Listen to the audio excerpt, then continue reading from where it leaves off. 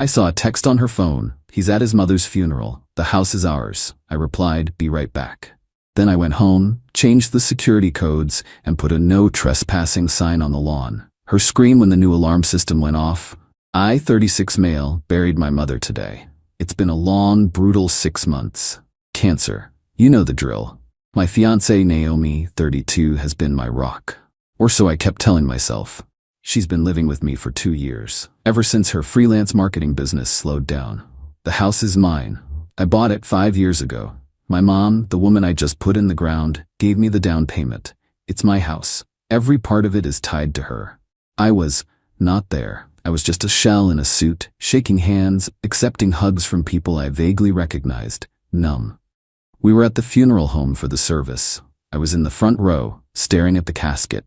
Naomi was next to me, hand on my back, playing the part of the grieving, supportive partner perfectly. She thought I was too lost in my own head to notice. I wasn't. I saw her phone light up in her lap, tucked under her black dress. She glanced down, then quickly started tapping out a reply. She thought she was being subtle. She wasn't. From my angle, I could see the message she was replying to. A text from Reese, a guy from her meditation retreat she went to last month. Reese. He bought the family emergency story? I watched her thumbs move. Watched her type the words that will be burned into my brain forever. Naomi. He's at his mother's funeral. The house is ours. The house is ours.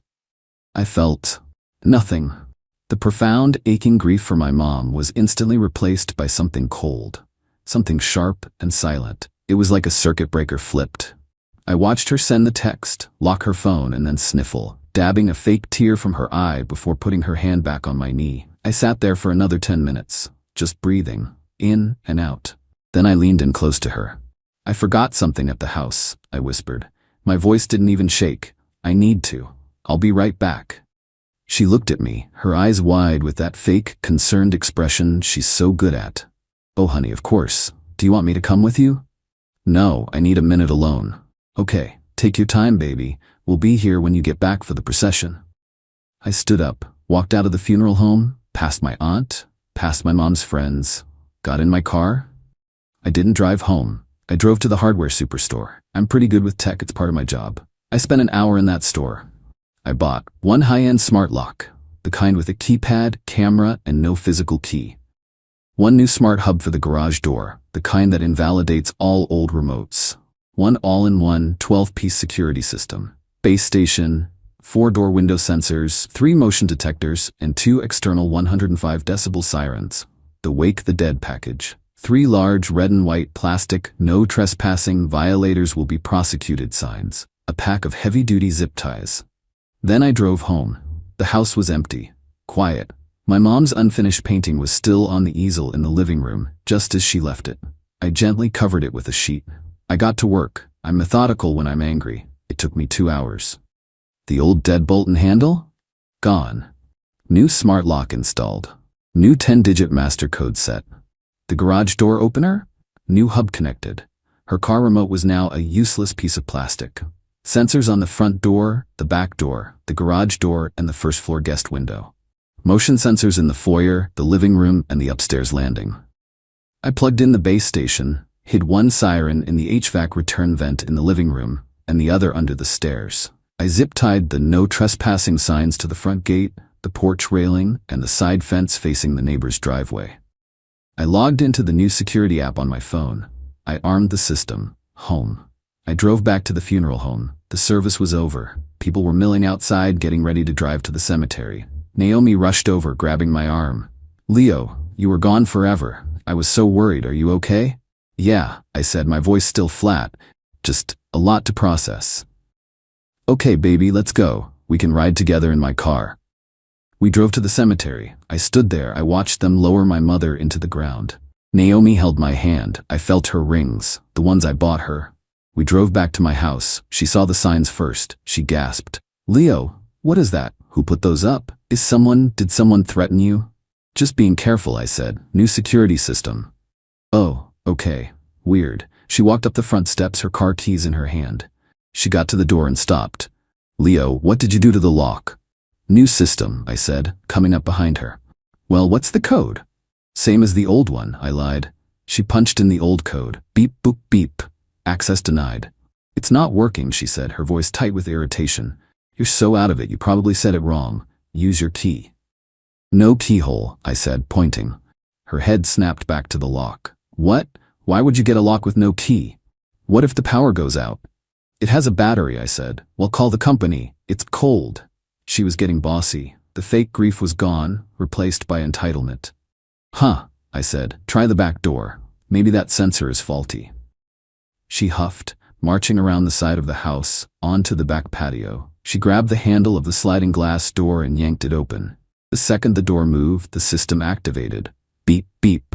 The 30-second entry delay. Naomi froze. What is that beeping? Leo, what's happening? I stood on the lawn about 15 feet away. That's the new alarm. You have 30 seconds to enter the code. I don't know the code. You said the old one worked. My mistake, I said. You should know it though. After all, the house is ours.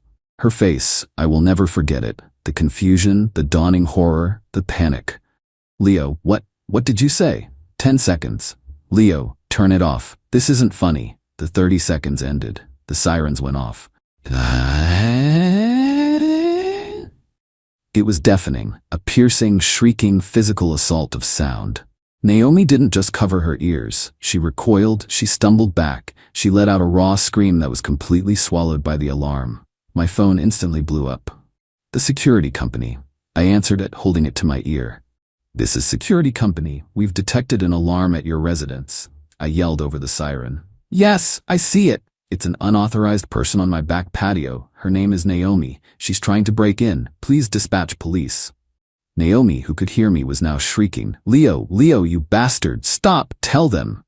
I hit disarm on my phone app. The silence was sudden and violent. It left our ears ringing. Naomi was shaking, her face blotchy red, tears of rage in her eyes. Leo, what are you doing? She sobbed. Get off my property, I said. My voice was calm. The police are on their way to arrest you for trespassing. You can explain to them how the house is ours. I got in my car. I'd parked it down the street before we got home. I left her there, standing on my back patio, next to a no trespassing sign, waiting for the cops. Update 1. It's been 4 days. The funeral was a blur. This is sharp. So the cops came. As predicted, Naomi put on the performance of a lifetime. 2 officers showed up. A younger guy, Officer K, and an older woman, Officer Breyer. Breyer. Sir, what's going on here? We got a call about a break-in, but this woman says she lives here. He locked me out. I'm his fiancée. His mother just died. He's having a breakdown. He's not thinking straight. Officer, this is my house. I am the sole owner. I am grieving, yes, but I am not having a breakdown. I came home and installed a new security system. She tried to enter without my permission, and it triggered the alarm. Ma'am, do you have identification with this address? Yes, my driver's license. My subscription boxes. I've lived here for 2 years. This is the part I knew was coming. Officer Breyer gave me that tired look. Sir, I understand you're the owner, but she has established tenancy. Her ID is here. She gets mail here. You can't just lock her out even if whatever's going on. It's a civil matter. You have to go through the courts. You have to formally evict her. The illegal eviction. The trump card of every squatter. Naomi's face changed. The crying stopped, replaced by a smug, tear-stained smile. She knew this. This was probably her plan all along. Me. I understand completely, officer. I'm not trying to perform an illegal eviction. I was installing a new security system because I have proof that she was planning to give an unauthorized person, her affair partner, a key and move him into my home while I was at my mother's funeral. The alarm was an unfortunate part of that new installation. I showed Officer Breyer the text on my phone. He's at his mother's funeral. The house is ours. Breyer's face hardened. She looked at Naomi. Ma'am, is this true? Naomi, he's twisting my words. That was a joke. Reese is just a friend. Leo is paranoid. Look, this is a mess. Sir, you still have to let her in. We can't put her on the street. But, ma'am, I suggest you just get your things and go. I'm not going anywhere. This is my home. I helped decorate. I was prepared for this. Officers, I'm not comfortable being here with her, and I am not giving her the new security code. She can come in and pack a bag. Tonight, You can supervise, but then she has to leave. I will have my lawyer file the formal eviction papers first thing in the morning." The cops agreed. It was a compromise. They stood in the foyer while Naomi stormed upstairs, grabbing clothes, her laptop, makeup. She was throwing things in a suitcase. Naomi screaming from upstairs, "You won't get away with this, Leo. I helped pay for the groceries. That matters. You'll be hearing from my lawyer." She stormed out, dragging her suitcase. "This isn't over." She spat. "The cops gave me a card. Get that eviction filed and maybe a restraining order." The next day, the real entitlement began. I'm at my house trying to sort through my mom's condolence cards and my phone rings. An unknown number. "Is this Leo?" "Who is this?" "This is Riss. Listen, man, you need to stop this." My blood went cold. "You have my number." "Naomi's a mess. You're being a real monster, man. Kicking her out after your mom just died? That's low, even for you." Me. "Look, she needs her stuff. All of it, and her car. You changed the garage code. She can't get her car." "Her car, right? The silver coupe."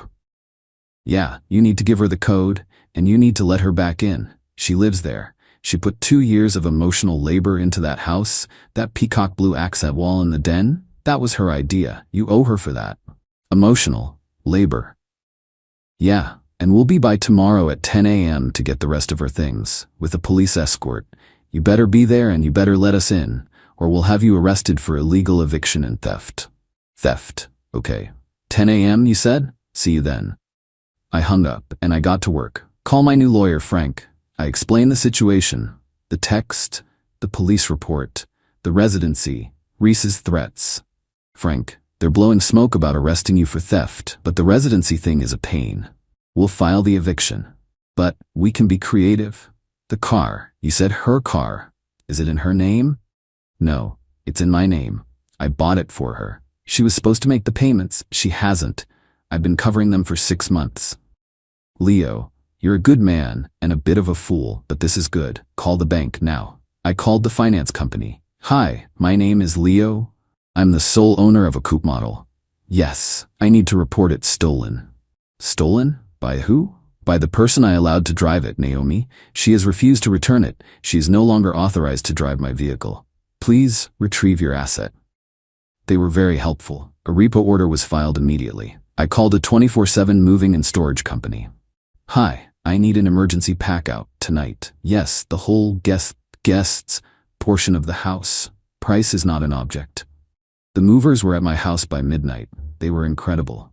A team of 4. They packed everything that was hers, every piece of clothing, every bottle of shampoo, every live, laugh, love sign, every dead plant, the ugly lamp she loved, even the half-empty cans of peacock blue paint from the garage. By 4 a.m., her entire life was in a 10 by 20 climate-controlled storage unit.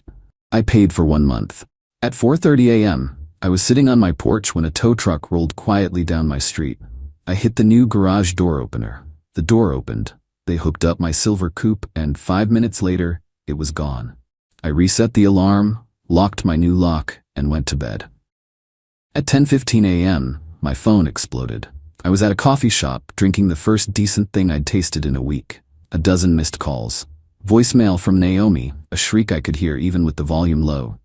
"Leo, you son of a, where is my car? My car is gone. The repo company called me. You did this. I'm at the house and the garage is empty. Where is my stuff?" "Leo, I am calling the police. You are going to jail for grand theft." Text from Riss. "You are a dead man. You stole her car and her property. The cops are on their way back. You are so screwed." Then the call from Officer Breyer. She sounded exhausted. "Mr. Leo, I'm back at your house. Miss Naomi is here. She's very upset. She's claiming you've stolen her vehicle and all of her personal property." "Afternoon, officer." "No theft. The vehicle is owned by me." I was no longer comfortable with her driving it and reported it to the lien holder, who retrieved their asset. As for her personal property, I was concerned for its safety. I had it all professionally packed and moved to a secure climate-controlled storage unit. I'm happy to provide you with the address, the unit number, and the key code. A storage unit. Yes, ma'am. I wanted to protect her belongings while we handle the formal, legal eviction you advised me to file. This seemed like the cleanest way to separate our property given the circumstances. Ma'am, he didn't steal it. It's in storage, and the car was repossessed by the bank. I could hear the scream through the phone. It was glorious. Repossessed? On my credit? He's ruining my life. Me. Officer, I'm currently with my attorney. If you have any more questions, you can direct them to him. His name is Frank, lawyer's last name. I hung up. I finished my coffee. The legal battle had officially begun. Final update. It's been 8 weeks. The eviction process was a slog. The lawsuit was worse. Oh yes, they sued me. As soon as Naomi got access to her storage unit and the bill for the next month's rent, she and Reese lawyered up. They filed a civil suit for illegal eviction, tossed out. Frank showed the judge my texts, the police report, and the filed eviction papers. The judge ruled I'd taken reasonable steps to secure my property after a threat. Conversion, tossed out. I had the storage unit receipts and the repo confirmation. Her lawyer hated that. Promissory estoppel and intentional infliction of emotional distress. This was the one they hung their hat on. They claimed I had promised her a life, that the house was ours, they used my own words against me, and that she had contributed significant non-financial value to the home. The peacock wall was mentioned. I am not kidding. They wanted $50,000 and for me to pay the deficiency on the repossessed car, which had wrecked her credit. This is when it got dirty. First, Naomi's mom called my aunt, crying, said I was destroying my mother's things in a grief-stricken rage, that I'd thrown out her unfinished painting. My aunt, also grieving, went into a full panic. I had to FaceTime her, walk her through my house, and show her the painting, still covered and safe, just to calm her down. Using my mom's memory, it was vile. Second, they called in a wellness check on me. At 11 p.m., claimed I was suicidally depressed, unstable, and a danger to myself. 2 cops had to come into my home, look around, and ask me if I was okay. It was humiliating and a clear attempt to paint me as unstable for the civil case. My lawyer, Frank, was livid. This is harassment, plain and simple. They're trying to leverage your grief. We're not playing defense anymore. This is when Frank did something brilliant. He filed a motion. He argued that Naomi's claim of destitution, that I'd left her homeless and penniless, was fraudulent. Why? Because she had a new partner, Reese, who was clearly supporting her, as evidenced by the house is ours text. Frank subpoenaed Reese, not for testimony, for his financials. We argued that if Reese and Naomi were a committed couple and he was funding her lawsuit, his assets were relevant to her claim of being destitute. The explosion was immediate. Reese's lawyer called Frank, screaming. He demanded the subpoena be quashed. Frank refused. 2 days later, we got a call. They wanted to settle. Immediately. We all met in a conference room. Me, Frank, Naomi, her lawyer, and Reese. Reese looked like he was going to be sick. He was pale, sweating. Naomi just looked angry. My client is prepared to settle this. She will drop the suit in exchange for $25,000 and you assuming the car loan. Leans back in his chair. No, here's our offer. You drop the suit with prejudice. You both sign a non-contact, non-disparagement agreement. And we won't send a copy of this subpoena and our other findings to Mrs. Wife's name. Naomi's head whipped around to Reese. Who is that? Reese went from pale to green. His lawyer put his head in his hands. Reese, who is that? You can't. I can. She's not party to this suit. But she is a party to your marriage. And since your joint assets are being used to fund this, I'd say she has a right to know where the money's going and who it's going to. Reese was married. 10 years. He was cheating on his wife with Naomi, just as Naomi was cheating on me with him. The house is ours wasn't just about them moving in. It was about Reese leaving his wife and moving his new life into my house. You're married? Ignoring her. Drop the suit. Drop all of it. What? No. Reese, he's ruined my life. My credit is shot. I'm living on your couch. Stands up, slams his hands on the table. I said drop it. The suit was dropped, with prejudice.